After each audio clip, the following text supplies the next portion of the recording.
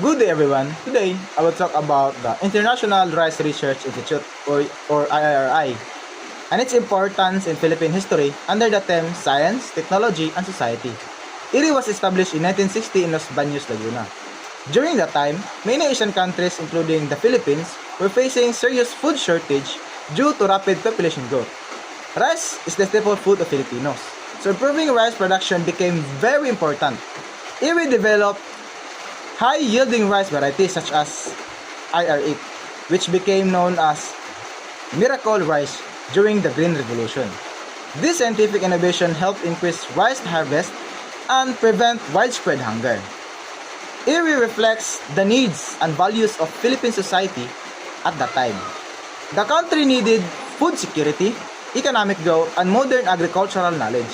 By hosting IRI, the Philippines showed its commitment to education, research, and international cooperation. It also reflects our cultural value of helping communities, especially farmers who depend on rice farming for their livelihood. The impact of IRI on Philippine society is social, economic, and political. Socially, it improved the lives of farmers by increasing productivity. Economically, it strengthened the agricultural sector and supported rural development. So politically, it influenced government policies on agricultural research and food security programs.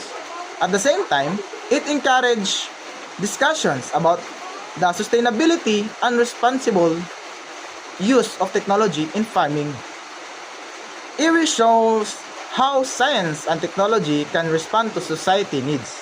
It highlights the role of research and innovation in shaping the future of the Philippines and